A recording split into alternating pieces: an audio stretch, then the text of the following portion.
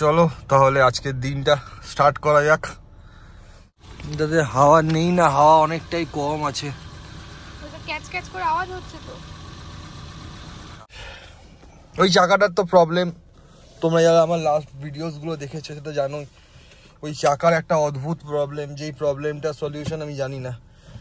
বিগত কিছুদিন ধরে তো ঠিকই চলছিল, আবার দেখলাম এখন হাওয়াটা অনেক কমে গেছে। মানে গাড়িটা স্ট্যান্ড বাই 4-5 দিন থাকলেই দেখছি চাকাটার হাওয়া কমছে, আওয়াজটাই খুব বেশিই করছে।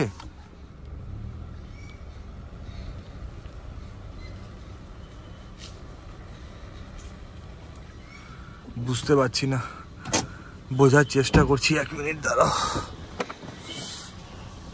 আর এই বারবার এই জন্য আমি সিট বেল্ট, বারবার সিট বেল্ট খোলার পরা একটা বড় ঝামেলা।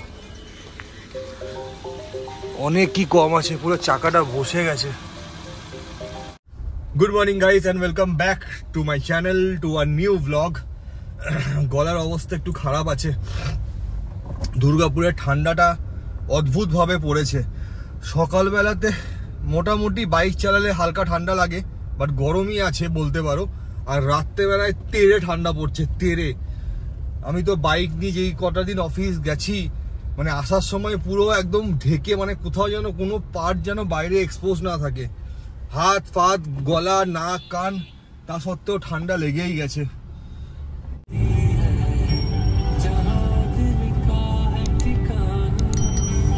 স্পিড আমি রেখেছি 40-র মধ্যেই, আর একটা সাইড দিয়ে পুরো যাচ্ছি। বিকজ এর থেকে বেশি স্পিডে ওঠা কতটা ঠিক হবে আমি জানি না। ঠিক ইন দ্য সেন্স বলতে পারি হচ্ছে গাড়ির টায়ার্সগুলোর উপরে ফালতু টায়ারগুলো নষ্ট করে লাভ নেই। ওর থেকে আস্তে আস্তে আস্তে আস্তে যাই, পেট্রোল পাম্প অব্দি পৌঁছাই। তেলও ভরতে হবে, সঙ্গে হাওয়াটাও দিয়ে নেবো। তোমরা যে আমার লাস্ট ব্লগগুলো যারা দেখেছো তারা জানো কন্টিনিউয়াস লাস্ট 2-3টে উইক আমাকে প্রচুর আপ অ্যান্ড ডাউন করতে হয়েছে ইনলয়ের বাড়ি থেকে। সো সেই টাইমে কিন্তু কোনোদিনই প্রবলেম হয়নি। মানে আমি এইটা আস্তে আস্তে ব্যাপারটা বুঝতে পারছি কি গাড়ি রানিং থাকলে কোনো প্রবলেম হচ্ছে না, চাকাগুলো হাওয়া ঠিক থাকছে, এয়ার প্রেশার ঠিক থাকছে। বাট গাড়ি যেই 4-5 দিন দাঁড়িয়ে যাচ্ছে, মানে গ্যারেজে গাড়িটা বার করছি না, 4-5 দিন গ্যারেজে গাড়িটা রাখা আছে, তখনই দেখছি এই সিনটা হচ্ছে। আর আমার কাছে ঘরে তো চাকাতে হাওয়া দেওয়ার মেশিনও নেই। সো এখন একটাই অপশান, আস্তে আস্তে এরকম করে করে পেট্রোল পাম্প অব্দি পৌঁছাই। পেট্রোল সামনেই, খুব একটা দূরে নয়। পেট্রোল পাম্প অব্দি পৌঁছে হাওয়া দেবো, গাড়িতে তেল ভরবো, দিয়ে দিনটা শুরু করি। দিন অলরেডি শুরু হয়ে গেছে, দিনটা শুরু করি না, দিন অলরেডি শুরু হয়ে গেছে। বাট এরকম করে শুরু হয়েছে, ঠিক আছে, স্লোলি আস্তে আস্তে করে দিন শুরু হচ্ছে। সারা দিনটা না এত স্লো না হয়ে যায়, তাহলে খুব প্রবলেম হয়ে যাবে আবার। সকাল স্টার্টিংটা স্লো হয়েছে ঠিক আছে, বাট এন্ডে গিয়ে যেন সেটা মেকআপও করতে পারি।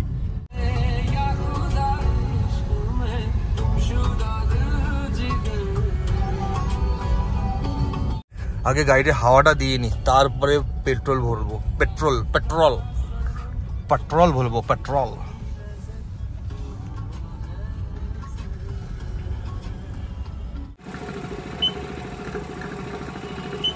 চলো হাওয়া দিয়ে নিয়েছি ভাই। 18 হাওয়া ছিল রাইট হ্যান্ড সাইডের ফ্রন্ট হুইলটায়।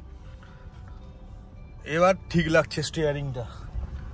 গাড়ি একটা এমনই জিনিস, কিছু যদি 19-20 হয়, এই সিটটাতে বসে প্রত্যেকটা জিনিস ফিল করা যায়। যদি তুমি অরিজিনাল গাড়ি চালাতে ভালোবাসো তাহলেই, তাছাড়া তো গাড়ি নর্মাল যে কেউ চালিয়ে দেবে। আর যে ভালোবেসে চালাবে একটু উপর নিচ হলেও পারফেক্ট বুঝতে পারবে যে কোথায় কিছু একটা প্রবলেম তো হচ্ছে। হাওয়া আমাদের গাড়িতে অনেক সময়তেই কম থাকে, একটু আপ অ্যান্ড ডাউন থাকেই।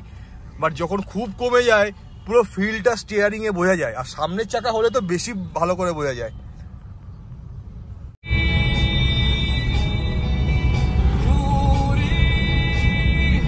আচ্ছা এবার স্টার্ট করা যাক। আজকে সকালবেলা বেরিয়েছি যেই প্ল্যানগুলোকে নিয়ে। ফার্স্ট কি প্ল্যান আছে? ফার্স্ট প্ল্যান যেটা হচ্ছে, এই গাড়ির উইন্ডোগুলোতে এই যে সানশেডগুলো, এগুলো ফিল্মগুলো বসানো হয়, এই ফিল্মগুলো বেশ অনেকটা টাইম হয়ে গেছে। আমি লাস্ট টাইম যেটা ভুল করেছিলাম কি, এই সানসেটগুলো যখন লাগিয়েছিলাম, এগুলোকে কি বলে, সানসেটই তো বলে, হ্যাঁ হবে ওরকম কিছু, বুঝে নাও। মানে এই ফিল্মগুলো আর কি, এগুলো গ্লাসে লাগানো হয় যাতে সানলাইটটা বেশি ভেতরে না আসে। তো ভাই গলার আওয়াজের জন্য একটু আপ অ্যান্ড ডাউন হতেই পারে কথার ভয়েসগুলো, একটু বুঝে নিও। সো এইগুলো অনেক দিন ধরেই লাগানো ছিল গ্লাসের মধ্যে। লাস্ট টাইম আমি যখন লাগিয়েছিলাম প্রায় 2-3 বছর পর চেঞ্জ করেছি। যখন চেঞ্জ করতে গেছিলাম না, ফিল্মগুলো পুরো গ্লাসের সঙ্গে লেগে গেছিলো। যাতে কি হয়েছে, হিট দিয়ে তারপরে ওদের কাছে একটা মেশিন ছিল এরকম করে এটাকে পিল করার জন্য, সেই দিয়ে করতে গিয়ে এই গ্লাসটাতে মেনলি প্রচণ্ড দাগ হয়ে গেছে। তো এই 4টে উইন্ডো এখন আমি যাচ্ছি এটাকে চেঞ্জ করাতে। টাইমিং দেখেছো, একদম পারফেক্ট টাইম, যখন দোকান খুলছে ঢুকে গেছি। মানে আজকে আমি এদের মতো দোকানদারি হয়ে গেছি, প্রায় টাইমে দোকানে চলে এসেছি বলতে পারো। এখানে যদি টাইমে না আসি, আমি দেখে নিয়েছি ভাই, আমি জানি এখানে যদি টাইমে না আসি আর এই দোকান খোলার সাথে সাথেই যা গাড়ি লেগে যাবে ভাই, 2-2.5 ঘন্টার ব্যাপার হয়ে যাবে 10 মিনিটের কাজটাও।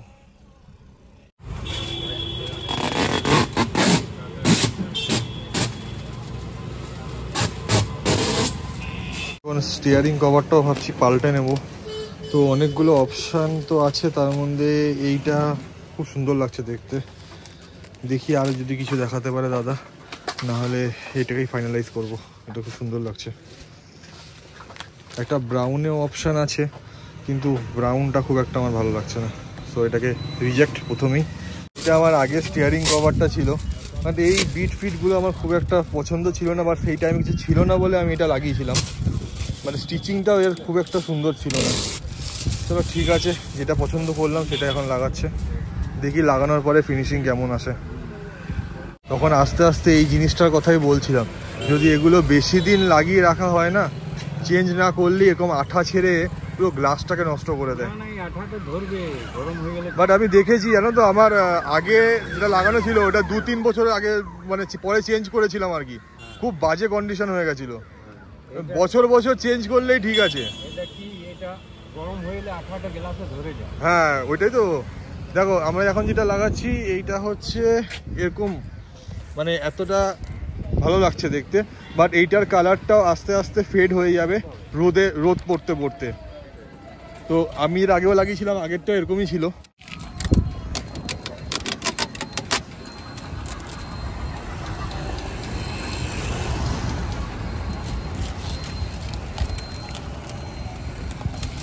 প্রথমে আগে 4টে গ্লাসের ফিল্মগুলো একবারে খুলে গ্লাসগুলোকে ভালো করে পরিষ্কার করে নিয়েছে ভেতর থেকে।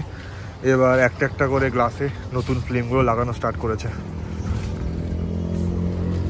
একটা ওই ড্যাশবোর্ড পলিশ নিলাম, বেশ ঠিক আছে। টুকটাক নোংরা হলে নিজেই ঘরে পরিষ্কার করে নিতে পারবো। সব থেকে বেস্ট লাগছে আমার হচ্ছে স্টিয়ারিং কভারটা, আমার খুব মনের মতন হয়েছে। আগে যেটা লাগিয়েছিলাম সেটা কিছু করার ছিল না, যেদিনকে এসছিলাম তো লাগিয়ে নিয়েছিলাম, বাট এই কভারটা আমার খুব খুব মনের মতন হয়েছে। বাকি তো উইন্ডশিল্ডের উপরে যে ইয়েটা লাগানো হয়েছে সেইটা তো এখন হয়তো ওটা বুঝতে পারবে না, গাড়িটা ওয়াশ করলে বুঝতে পারবে, বিকজ বাইরে থেকে অনেকটাই নোংরা আছে। বাট স্টিয়ারিং কভারটা আমার একদম ফেভারিট। এই স্টিয়ারিং কভারটা আমার পড়লো 750, আর লেবার চার্জ বলতে গেলে স্টিচিং চার্জ নিচে 60 রুপিস। আর এই 4টে গ্লাসের এই ইয়েগুলো কি বলে ভিনাইলগুলো, এইটা নিল হচ্ছে 800 প্লাস এর ফিটিং চার্জ 80 রুপিস। আর সাথে আমি যেরকম বললাম ওই একটা ড্যাশবোর্ড ক্লিনার, মানে ড্যাশবোর্ড পলিশ বলতে পারো, নট ক্লিনার, ড্যাশবোর্ড পলিশ, ওইটা নিলাম। টোটাল বিল এলো হচ্ছে 1700 টাকা। বাট এই সব গাড়ির অ্যাক্সেসরিজের দোকানে, যেরকম এটা হচ্ছে চণ্ডীদাসের আলোরা, আমি গাড়ি কেনার পর থেকে যতবারই গাড়িতে টুকটাক জিনিসপত্র যেগুলো লাগিয়েছি সব আলোরা থেকেই লাগাই। এদের সব থেকে ভালো জিনিস হচ্ছে এরা খুব সুন্দরভাবে ফিটিংস করে দেয়। তো ফাইনালি এখন নতুন স্টিয়ারিং কভার টাচ করে খুব সুন্দর লাগছে। দেখো প্রিমিয়াম জিনিসের ফিনিশিং একটা অন্যই লেভেল হয়, যে যতই বলুক। পয়সা যত দেবে তত ভালো জিনিস পাবে, এটাই হচ্ছে মুদ্রা কথা। এখন এখান থেকে বেরোচ্ছি, মানে বেরিয়ে গেছি আর কি। এখন এখান থেকে বেরিয়ে যাব হচ্ছে অফিসের দিকে। আমার 2টো কুরিয়ার এসছে অফিসে, তো সেটা কালেক্ট করে নিতে হবে, বিকজ কালকে ওগুলো আবার যার জন্য এসছে সেখানে দিতে হবে। তো সেগুলো কালেক্ট করব। কালেক্ট করার পরে গাড়িটাকে ভালো করে ওয়াশ করাবো। যা অবস্থা হয়ে আছে গাড়িটার, আমার ইনলয়ের মানে মগরা থেকে আসার পরে আর আমি গাড়ি ওয়াশও করানোর মতন টাইম পাইনি। তো আজকে এবার গাড়িটাও ওয়াশ করাবো। তার সাথে যখন গাড়ির এত কিছু হলো, আমারও একটু বিয়ার্ড, এইটা ট্রিম, বিয়ার্ড বলে তো কারেক্ট, বিয়ার্ড ট্রিম, একটু হেয়ার কাট, এইসবও একটু করার আছে। মানে আজকে সারা দিনটা অনেক কাজ নিয়ে বেরিয়েছি, অনেক কাজ নিয়ে, কিন্তু এখন অলরেডি বেজে গেছে হচ্ছে 12:30। এই একটা কাজ করাতে গিয়ে এখনো দুটো কাজ করতে হবে, করার পরে বাড়িতে যাব। লাঞ্চ আজকে কখন হবে জানি না, বাট যদি মাঝখানে টাইম পাই তো লাঞ্চটা আগে করে নেব।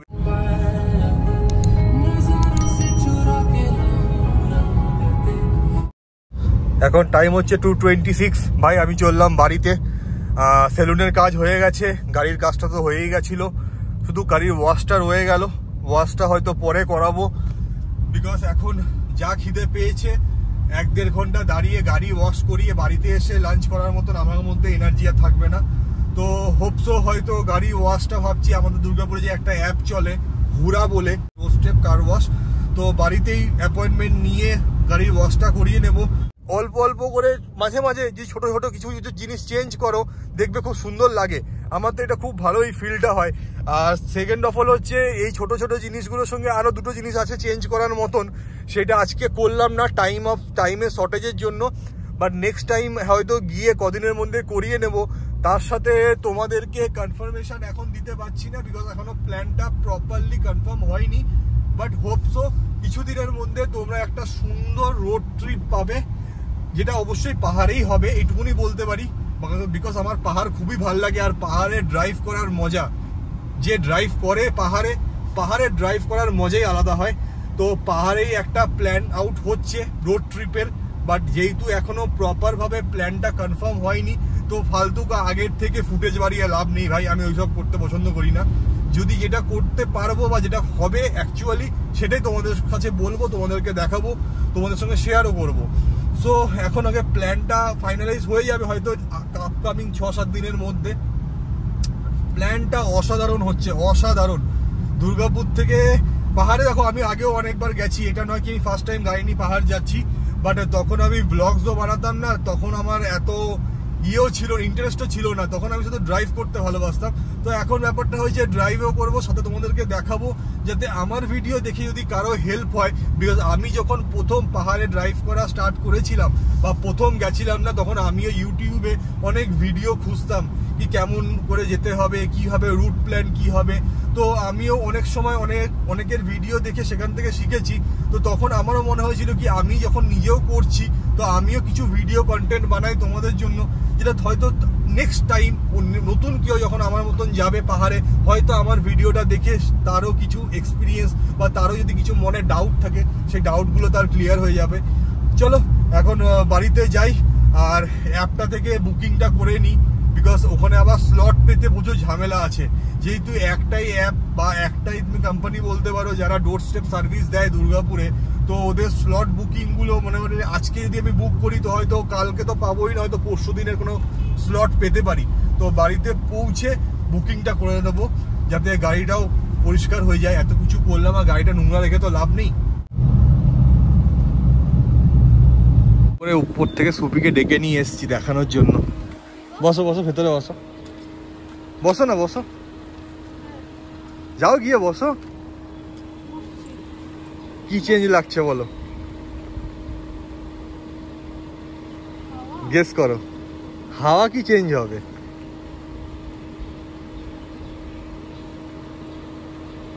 এখনো খুঁজে পাচ্ছে না। আরে খেপি এদিক ওদিক না দেখে স্টিয়ারিংটা দেখ।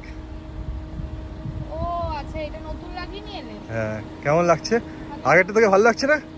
আগে যেখান থেকে আগেরবার করেছিলাম ওই চণ্ডীদাসের আরোরা, এটা পড়লো 750, আর স্টিচিং এর জন্য ওই 50 টাকা না 60 টাকা নিল। বুকিং করে একদম লাস্ট পেজে এসে দেখছি একটা অফারও ছিল। অ্যাপ্লাই কুপন করার পরে দেখলাম একটা ভালো 80 রুপিস অফারও পেয়ে গেলাম। তো টোটাল কস্ট এলো হচ্ছে আমার 205 রুপিস, যেটা বাইরে পড়তো 250 টাকা। আর যে ক্লিন করে দেয় চেনাশোনা লোক, একটু খাতির যত্ন পাওয়ার জন্য তার পকেটে আরও দিতে হয় 50 টাকা। এই চলে এসছে পেমেন্ট পেজ। এরপরে আর কিছু দেখাচ্ছি না তোমাদেরকে, পেমেন্টটা করে বুকিংটা কমপ্লিট করি। টাটা, দেখা হবে বিকেলে। চলো এখন বাজে 6:30, বেশ চাটা খেয়ে আমি আর সুপি এখন বেরোচ্ছি one and only destination junction mall. ও ভাইরা এখন ইদানিং একটু ইন্ডিয়ার বাইরে আছে, তো ওরাও নেই বলে অনেকদিন জাংশন যাওয়া হয়নি। আজ অনেক দিন পরে জাংশন মলে যাচ্ছি।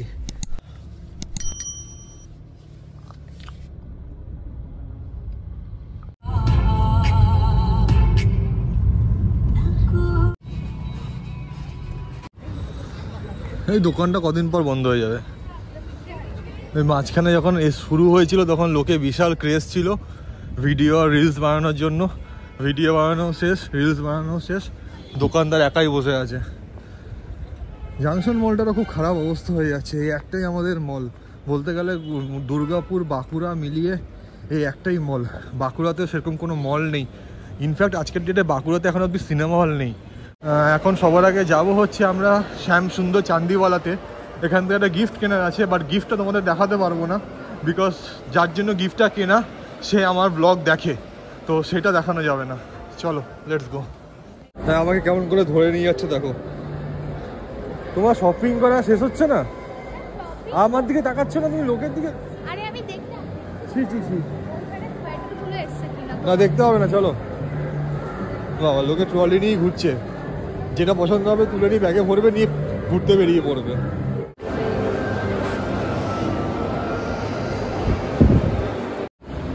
গোটা প্যান্টালুন্স আর স্টাইল আপ ঘুরে একটা কিচ্ছু পছন্দ হলো না। পছন্দ হয়েছিল, ওরা দেবে না দেবে না। 754 একবার স্পেন্সারে যাবো, দুটো তিনটে জিনিস নেওয়ার আছে। নেওয়ার পরে KFC-তে একটু আগে KFC যাবে না আগে স্পেন্সারে যাবে? হ্যাঁ আগে স্পেন্সারে কাজটা করে নি।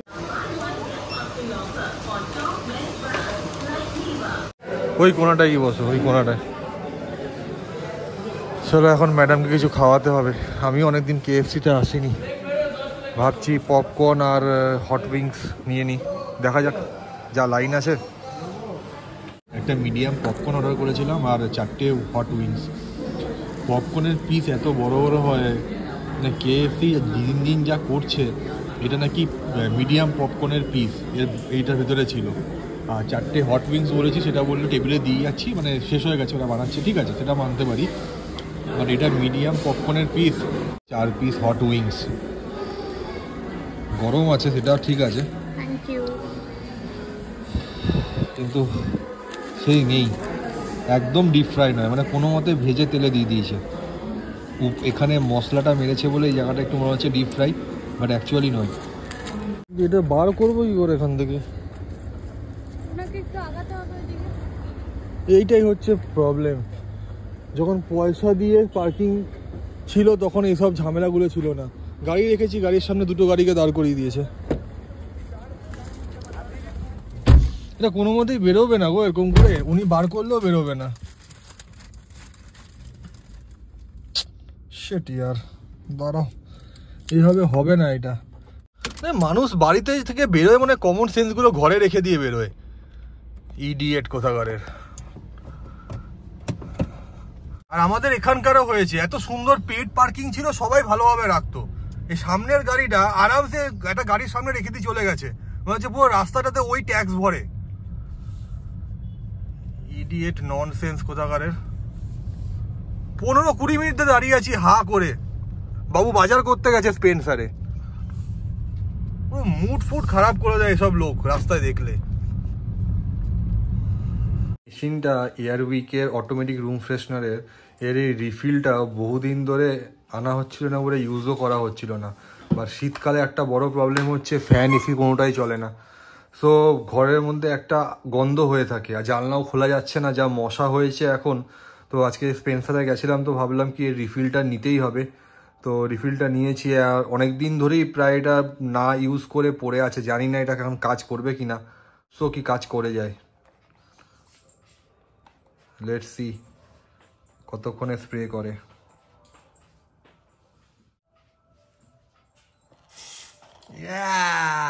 করেছে করেছে স্প্রে করেছে, কাজ করছে কাজ করছে। স্মেল পাচ্ছি না তো। হ্যাঁ হ্যাঁ স্মেল আছে। স্মেল আবার না পাও তাই? শীতকালে চা হোক বা কফি হোক, যখনই বলবে তখনই আমি রাজি আছি। তাছাড়াও গলার খুব বাজেভাবে ব্যান্ড বেজে আছে, ভিতরে মনে হচ্ছে ড্রাই কাফ হয়ে গেছে, কাশি হচ্ছে বাট কিছুই বেরোচ্ছে না। আর গলার বুকটা এত ব্যথা করছে, কালকের থেকে এটা স্টার্ট হয়েছে। দেখি আর কালকের দিনটা অবধি যদি ঠিক না হয় মেডিসিন নিতে হবে। আমি বিশ্বাস করো সবসময় সব ব্যাপারে মেডিসিন খেতে একদম চাই না, যতটা বডি নিজের থেকে রিকভার করে আমি সেটারই চেষ্টা করি। এখন আর KFC-র আগের মতন টেস্ট নেই, হয়তো কিছু কিছু আউটলেটে পাবে খুব ভালো টেস্ট বা আগের মতন টেস্ট, বাট দুর্গাপুরেরটা আমি সেরকম একদম পেলাম না। আজ বহুদিন পর কেএফসিতে খেলাম, মানে 320 টাকা বেকার দিলাম মনে হচ্ছে। আজকের দিনটা তো দেখলে কেমন কাটলো। আর তোমাদের যদি ব্লগটা ভালো লাগে please hit the like button and don't forget to subscribe. প্রত্যেককে প্রত্যেক দিন প্রত্যেকটা ব্লগে আমি এই কথাটাই বলি, অনেকে করছো অনেকে করছো না, যতটা পারো চেষ্টা করো সাপোর্ট করতে। একটা তো লাইকই করবে, আর যদি ইচ্ছে করে কিছু একটা বলতে সেটা কমেন্ট করে জানিও, এটাই তো চাইছি। চলো টাটা, দেখা হবে তোমাদের সঙ্গে নতুন একটা ব্লগে। Till then take care.